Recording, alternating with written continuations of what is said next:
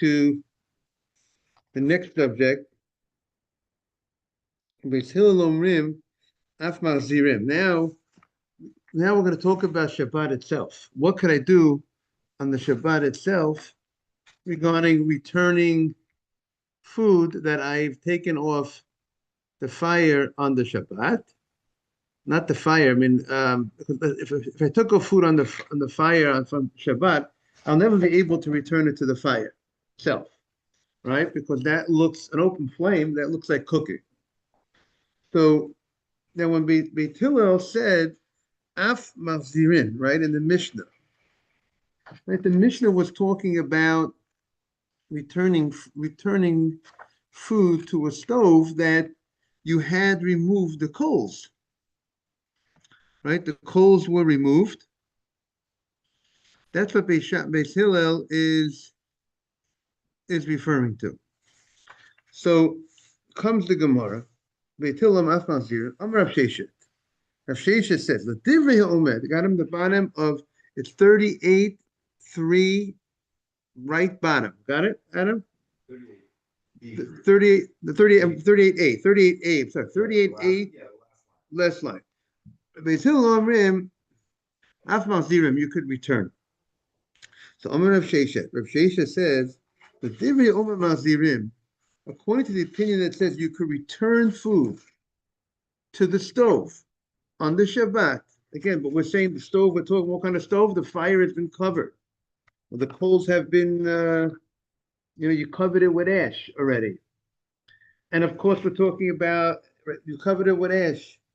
And the food is fully cooked, because if it's not fully cooked and it's still hot and it could technically cook more, you wouldn't be able to return it. So the opinion that says that you could return food that on a stove that the fire was removed, but the stove is still hot, right? You remove the fire, there's still heat in that stove. The fact that you covered the coals, you moved the coals to one side, remember we said there's different opinions. What does it mean? Also, if you cover the coals, doesn't mean the coals is not still hot, right? You cover what? Yeah, it still works. So it's diminished. Its power is diminished, right? If you cover the coals, or you move the coals to one side, or you totally remove the coals, it's definitely much less heat if you totally remove the coals, but there's still heat, right? But the allowance to return it, the Divrei Omer Masdir, and then on the other page, is afilu b'Shabbat. Even if you took the food off on Shabbat day, not just you took the food off Friday night, meaning to say, you picked up some food, you picked up the pot, you took out some food, and so Friday night, it's obvious you have more food there. The moment you picked up the food, it's obvious that you're gonna need the rest of the food for Shabbat day, right? But when it comes to Shabbat day, when you take off the pot on Shabbat day, when the second you remove the pot, it could be in your hands, but the second you remove the pot, it looks like it's over. It looks like the action that you're not. It's not necessarily you're going to put it that it's coming back to the fire, not to the fire. I said the fire that's covered, and therefore maybe there would be a concern. You would think that now that you put it back, maybe it looks like an act of cooking. It's not like a continuation. Good morning, Joshua. And therefore, the chidush is. The novel thing is that you're allowed to go ahead and put it back, even though it's Shabbat day, and it's not clear in your action that you plan on putting something back. Let's clarify a little more. Beit Hillel did not allow you to put food, let's say, on the fire on Shabbat. Beit Hillel did not allow you to put food on a fire on Shabbat, under any circumstances. And also we see from this Gemara that you can't, even if the food is fully cooked, even if it's even here's the novelty. Even though it's fully cooked, if you would want to take something from the refrigerator and put it on this stove that the coals have been covered, you would not be able to do that. And this gets into the now we have to get into the Sephardi leniency, but the Sephardim have a leniency to actually put cold, fully cooked food from the refrigerator onto the blech or onto a what? Ashkenazim, many Ashkenazim don't do that. I don't. We warm up the food on Saturday by leaving it there from before Shabbat. We all the food that we eat on Saturday, Ashkenazim, many. I can't say all Ashkenazim, but many of the Ashkenazi community, it's all we don't. It's on all night. How does that work? It's on low heat all night. So chicken, right? So usually we don't serve chicken generally hot chicken Shabbat day. Chicken we usually have is Friday night. Shabbat day is cholent. If you want chicken, you have chicken in the cholent. So the cholent, that I get. That's in the crock pot. That's in the crock pot. Right, it's in the crock pot. You got the potatoes, the beans, the chicken if you want, the meat, all in the crock pot. So but we're not putting up chicken Shabbat day. So if we have chicken generally, unless I don't see, the only way we could get something hot on Shabbat day, there's another way to do it. If you take something from the refrigerator, something that's a solid chicken, and put it on top of a pot that's on the blech. Let's say you have a pot on the blech. Another layer, exactly. Okay. So that removes the appearance that it looks like you're cooking, because no one cooks like that. I'm like thinking back to all the meals. I'm like, I didn't register. Right. So if you look at the Ashkenaz home, you'll see a lot. What's that food doing on top of the pot? So that would be the way that we would. If you want to get something hot, a salad on Shabbat day, a salad. That's one way. You take a challah. A challah. You want to heat up the challah on Shabbat day. Let's say the challah is, whatever it was. It was a cold challah. So then they would put it on top of the pot. That's on the challah is already baked. It's already cooked, and now they put on top, resting on top of something. That Simon is back and better than ever. Good morning, Simon. Okay, that would be the way to do it. But the Sephardim most probably would hold. We'll have to look more into it. That nobody is going to. Maybe this is less. Putting it on a blech is on the Shabbat is something that nobody is going to perceive in any way as like an act of cooking. It's not going to look like cooking, and the food is fully cooked. So technically, you shouldn't have a problem of putting that salad on the blech on Shabbat. That would be their approach. That's how they invented sabich in Iraq, because they couldn't cook anything. So what is sabich? That's just like Israeli street food, but it was a Shabbat food. It was Shabbat lunch food because it's cold. And they ate it cold? Yeah, they would prepare it before, and so that's how it became famous. So I guess they weren't using, because they were taking that more stringent opinion. No, whatever. I think so. A lot of people were, clearly. But years ago, but I think they could have. They had the technology, but some people weren't. So right, but the question, right? See, the question is, when did the blech start? The stoves that we have are very user-friendly to have a blech, right? You have the stoves on the top, put a piece of metal, sheet of metal, and you're good. The stoves back then, might have been a little bit, they may have been willing to do it, but they didn't have the technology. Right. So it's not necessary. They might, back in the Lower East Side or certain places, or maybe even in Europe, a lot of people would places, or I don't know about the Lower East Side, but places where there was an Eruv, maybe they would have like in the bakery or some people leave their cholent before Shabbat or something. Maybe like in this big oven or something. I mean, I don't know how it was working. Obviously, it was cooked before. What?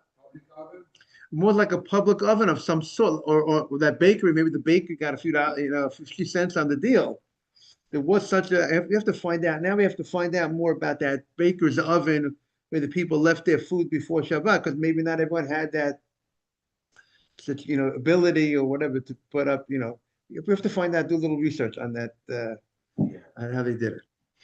Okay.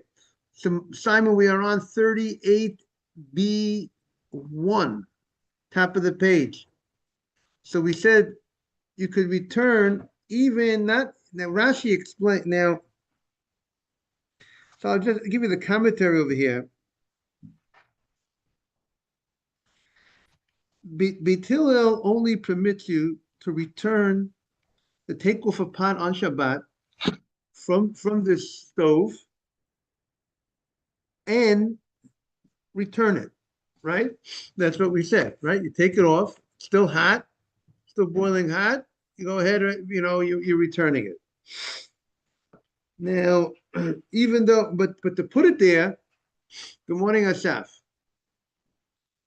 But to put it there, l'chatchila, to put it there, just take it out from the refrigerator on the Shabbat itself, on this oven that you just covered the coals or you removed the coals, you will not be able to put it there.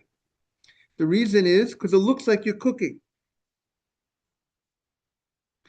And there was a thought to think that this allowance that Beit Hillel says that if you take off a pot on Shabbat and you can put it back when it's fully cooked, it was only when you took it off Friday night. Because Friday night, it's clear that you plan on putting it back immediately on packing the stove because you need the food for tomorrow. You need the rest over the food hot for tomorrow. So therefore, in this situation, the putting back is considered an extension of the original placing the food from before Shabbat. It's like a continuation. But if you took the pot on Shabbat day, you would have thought that the first leaving of the food that you placed before Shabbat, it's like it's over. Now it's like if I put back, it's like a new act because it's not clear in the act that you're going to put it back because it's Shabbat day. You're ready to finish your second meal. And for Suda Shlishit, it seems like Suda Shlishit, people did not have hot food. So necessarily. So therefore, it looks like maybe you might have thought it's like a new placement. Therefore, Rav Sheshet teaches us, even in this situation, that it's not clear that you plan on putting it back. The first placing that you place before the Shabbat is continuous, and you can put it back. You don't need that it has to be clear in the act the second you took it off. Now,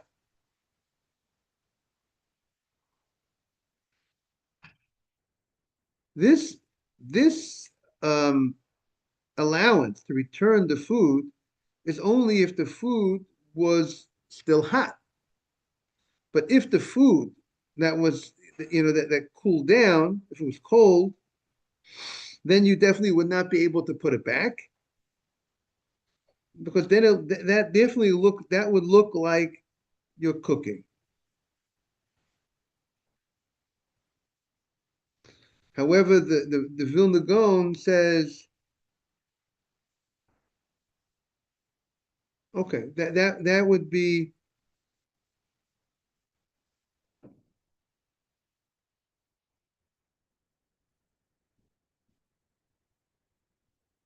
okay. Let's continue in the Gemara. V'afrav Oshia. Afrav Oshia Sava Af Machzirin Afilu b'Shabbat. So the Gemara says now that this opinion of Rav Sheshet that he told us that a pot that's fully cooked that was on the stove and the stove is obviously giving off still some heat, it's Shabbat day, which probably means because let's say you covered the coals Friday before Shabbat, but the coals are still, the fact that you covered the coals, it's still giving off some heat, let's say. Or according to the opinion of the Gerufa means you didn't remove the coals completely, but you moved the coals to one side. Obviously, when coals are on one side, it's not going to give off the same amount of heat, right, than being spread out, correct? But there's still some heat there. But he holds, and you could still go ahead and return that food. When you take it off on Shabbat day, you could put it back, put it right back, the pot right back. Af machzirin hafilu b'Shabbat. Even on Shabbat day, you could do that. Domer of Oshia Pam Hachat. One time, Hayina Omdin Le'elam Rav Chia Braba. We were standing in front of the great Rav Chia. Rav Chia Rabbah, the great, and he was considered from the last of the Tanoim of the generation of Judah Anossi. He organized the Braiso together with Oshia, his student, and we were standing in front of Rav Chia Rabbah. The lo. Okay, and again, Rav Chia was standing in front of Rav Chia Rabbah. Vehelanu lo kumkumos. We brought him a tea kettle, let's say a hot kettle. Shel chamin mit yuta tachtona. We brought him from the lower floor. The yuta hel yona, the tea kettle from the lower floor where it was hot. Obviously, the stove was on the lower floor. We brought it to the upper floor. Umazagnu lo, and we wanted them. They mixed the wine. The wine they diluted it with this water. And the wine was very strong. They needed to mix it with water, and sometimes they would mix it with hot water. And we mixed it with this hot water. And we returned this tea kettle to its place back on the lower floor where the stove was. And Rav Chia did not say anything. Why didn't he say anything? Because it's apparent that he held that it's not a problem of leaving, of returning to the fire, right? We took the kettle off. We went from downstairs to upstairs, put it right back on the stove, and it was Shabbat day. So Shabbat day, maybe we're not going to need any more liquid, any more of the kettle, and yet he didn't say anything. So some learned this case was on Shabbat day, and therefore that's the proof that even a Shabbat day, when you take something off, the fact is that if you put it right back, and we'll see the Gemara is going to give certain conditions. It's not called like a new placement, and therefore you could go ahead and put it back. Now,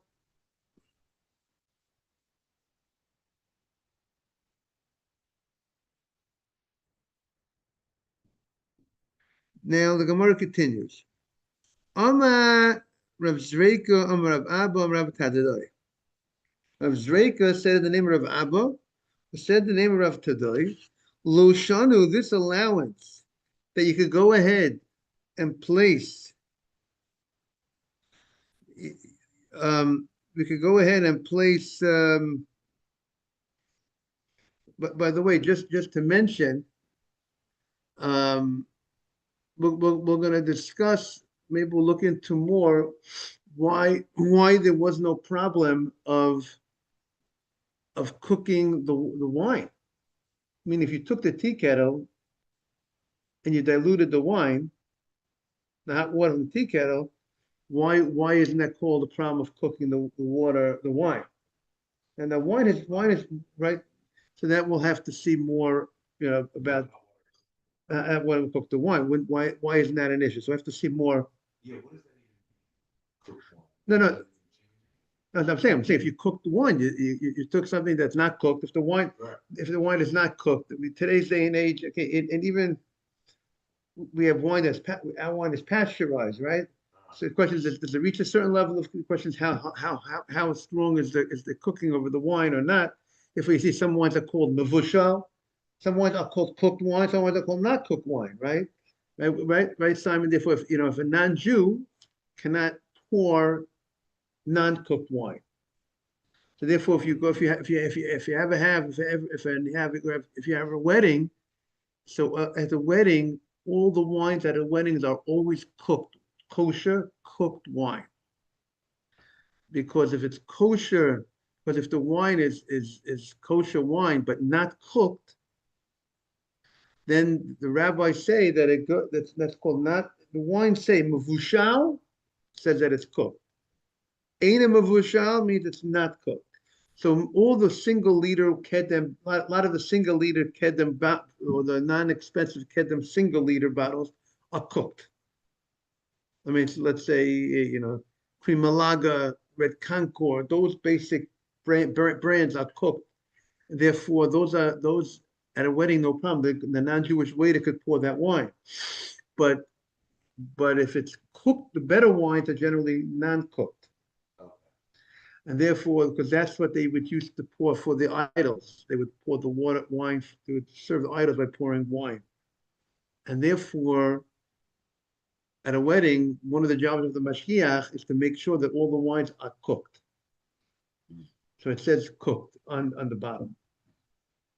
So the expensive ones, It's more common. $30 It's more likely, right? That because the cooking takes away some of the taste.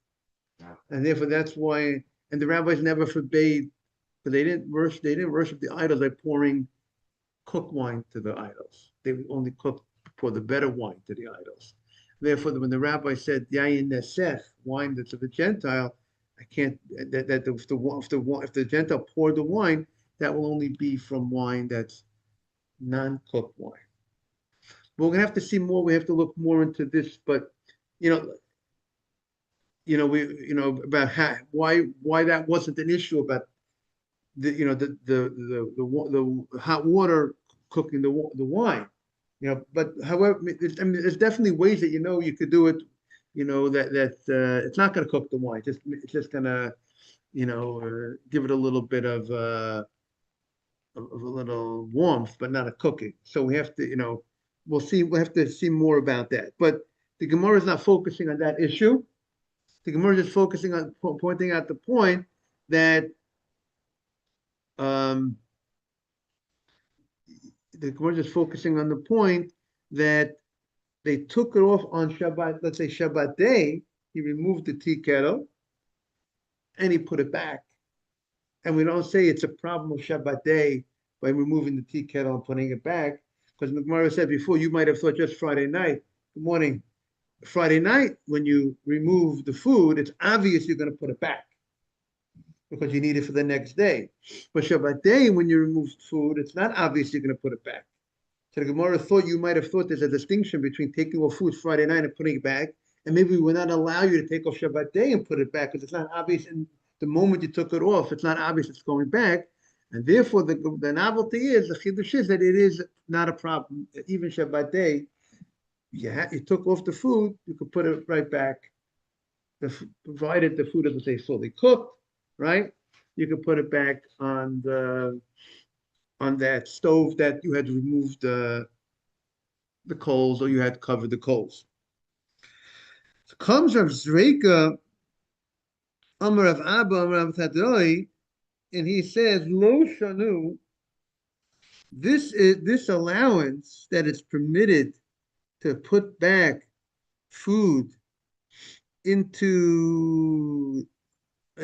back onto this stove that you had removed the coals.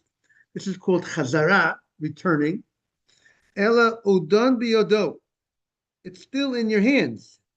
You didn't put it down. You're still holding on to the food. You're still holding on to the pot. But if you put the pot down, you put it on the ground, asur. Then you're not allowed to, if you put it back on the ground, you're not allowed to go ahead and put it back onto that stove, because once you put it on the ground, it's like over your original thing that you placed it there before Shabbat is like over, because it's no longer, it's not on the stove, it's not on your hand, it's all the way on the ground. It's like now if you pick up from the ground and you put it back on, it's as if now it's like you're putting it on for the first time. And putting it on for the first time on the Shabbat itself, it looks like you're cooking. But since it looks like you're cooking, so therefore you wouldn't be able to put back that hot pot that had cooked food in it once you put it down on the ground. You just can't let go. Can't let go. Like in Exactly. chess, when you let go of a piece, you can't move it again. The move is done. It's just exactly beautiful. The move is done. So therefore, you can't let go of that pot. By the way, the Ashkenazim actually practice this. So that is an exception then to the, you can't take it off and put it back. I'm saying right. I mean, the Ashkenazim actually will not put it down and leave it down. They would hold it in their hand, take out the food. They don't let go. Welcome back, Nathan. Good to see you. But once you put it back on the ground, then you can't put it back onto that stove that you had covered with the coals with ashes, or you had removed the coals. Now, Omer Rav Ami says, Rav Tardoi, the Avad Lagame Hudov, just to bring Nathan up to date. We are and Ezra, right? Got the name right? We're discussing returning food to a stove, not to a direct fire, because let's say putting food back on a, again, we can't take our food from anywhere and put on the Shabbat on an open flame. So we're not discussing an open flame, discussing a flame that you had covered the flame. You had covered the flame with some ash. You had removed the coals, either totally removed the coals to the side of the stove. It's obviously by doing that you're not interested in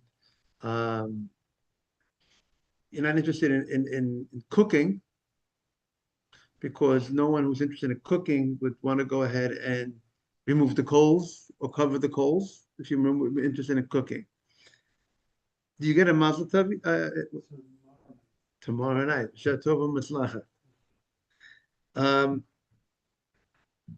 So the question here is that, so comes Shabbat, I have a pot on let's say it's Friday night, or let's say Shabbat day. I had covered the coals. The coals are still doing a certain amount of work. It's still doing a given amount, a certain amount of heat.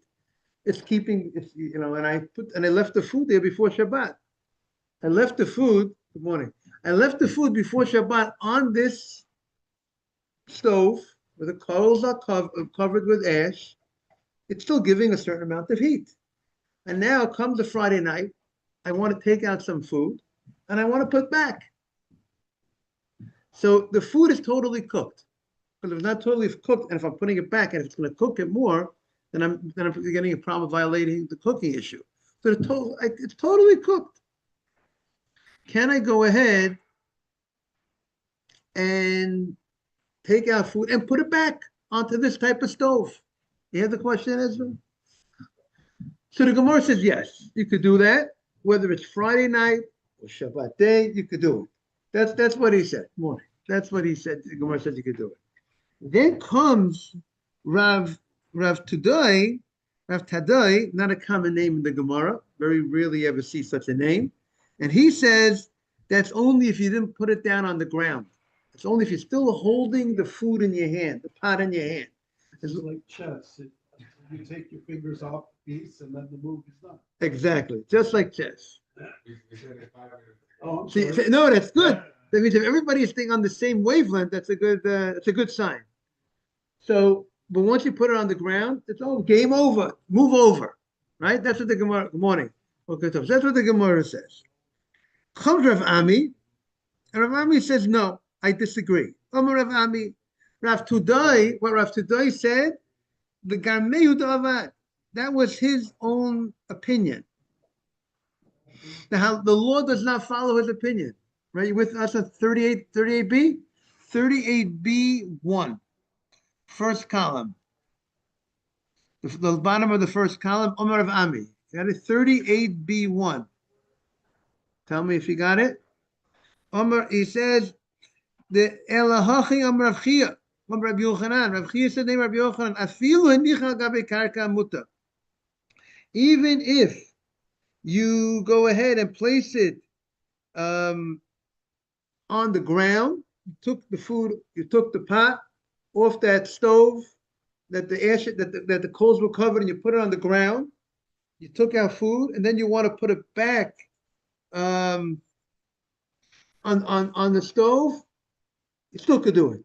He says the fact that you put it on the ground does not stop. The move is not over. You can still go ahead and put it back onto the. And do they mean the ground literally, or if you put it on the counter or on the dining table? Very good. So the Gemara is going to discuss that. We're going to stay tuned. The Gemara is going to talk about that middle case, the middle case.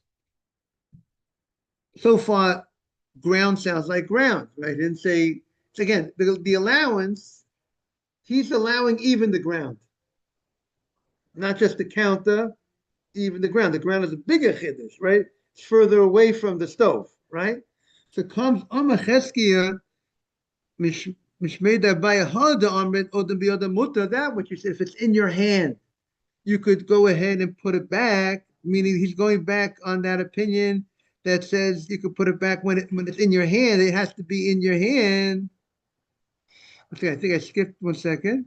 One second. Pligi ba the Gemara says, Rav Dimi, Rav Shmuel, Rav Yehuda. This is an argument to Rav Dimi, Rav Yehuda, with Tarvayim, Mishem, Rav Elazar, Amri. They're both going in the opinion of Rav Elazar. Chan Amar. One said that if it's udon biyado, if it's in your hand, mutar. As long as you're holding on to it, you could put it back. But if a karka would put it on the ground, asur, you're not allowed to put it back. Charama, and one said, if you put it on the ground, that you're allowed to put it back. So we have the dispute that we brought before is actually a dispute of other rabbis itself. So we have a major dispute, different opinions, different people taking different sides in the story. Now Cheskia now explains according to the opinion that says it has to be in your hand, which seems to indicate if you're explaining that opinion, most probably there's a good chance that he agrees with that opinion. That which you say, Odom biyodom mutar, if it's in your hand, lo maron ella daito lahazir. Here he has a big, but if you don't have it, meaning when you took it off and you're holding it on, you had in mind to put it back. But let's say when you took off the pot, the second you took off the pot, you know what you had in mind. The only one who knows what I have in mind. Oh, I don't plan on. We don't plan on using this the rest of Shabbos. I took it off the fire. You even told it. Maybe you made an announcement. We're not using it. We don't use it. But then before you put it down, you know what? I want to change my mind. I want to use it for Shabbos. Can I go put it back on? I never put it down. But my mind said it's down. I had in mind that it's over. I had in mind that the first placement of the food before Shabbat on that stove, we said, what's the issue? Some of the commentaries explain that you have an allowance to leave food before Shabbat on that stove that you had covered the coals. But once you stop that, if it's a new act, if you're going to, the Gemara is saying, I can't take food. Good morning, David. Good morning, everybody. I can't take food that's cold on the Shabbat and place it on this stove that coals have been covered. I covered the coals with ash, or I removed the coals to a side of the oven. The oven is still giving off heat. I can't go and take something cold and put it directly on that, even though I'm not putting it directly on a flame. Because let's say that might look like cooking. But if I placed it before Shabbat, I could leave it there, right? Place the food on the. They're making a distinction between showing it's always on and something that was cooked, put in the fridge. Saturday morning, you take it out and right. So therefore, the Ashkenazim that are strict, that will say that you can't take a cold on Shabbat. The Sfardim, they take something cold that's fully cooked, and they'll put it on top. They'll put it on top of the blech, right, or on a hot plate. Is that correct? Is that what the Sfardim do? Ashkenazim won't do that necessarily, because they're taking this Gemara and they're going with this Gemara, and they're saying the Gemara is clear that you can't take something on the Shabbat itself and put it on coals that you had put ash on the coals to diminish the heat. And they'll look at a blech as similar to coals that you put ashes. You covered, same way you covered the coals with ash, you covered the fire with a blech. And the Ashkenazim that are strict will say the same way you can't take something cold and put it on this coals that will cover with ash, so too you can't take something cold and put it on a blech on Shabbat. Sfardim might say, I mean, I'm speculating the reason for the Sfardim would be, but putting a blech is much different because that's clear that it's obvious that it doesn't look like cooking. Because what is the issue we're worried about? Maratha, people are going to think. The warming drawer is also no risk of maratha. You can't cook in the morning. So therefore that would be the allowance why the Sfardim would say you could take something cold that's fully cooked, right there, fully cooked. Even the blech is boiling hot.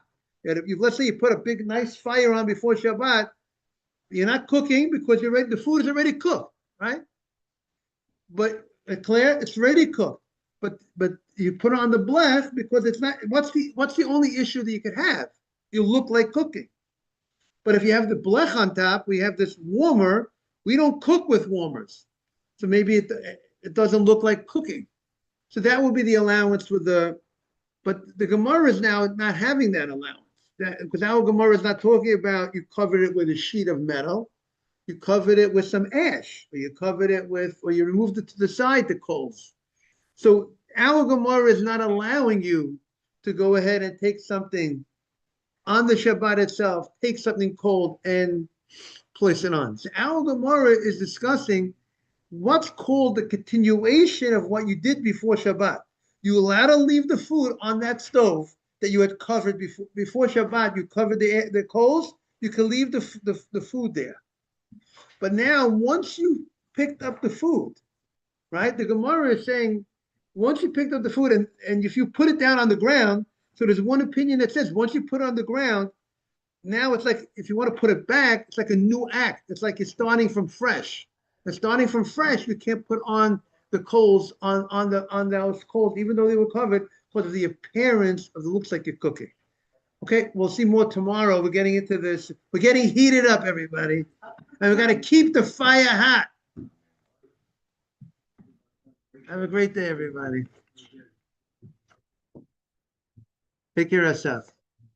Interesting? Yes. Thank you. Thank you. Thank you. Well, so happy to have you back. We missed you. Yes. Great day, you too.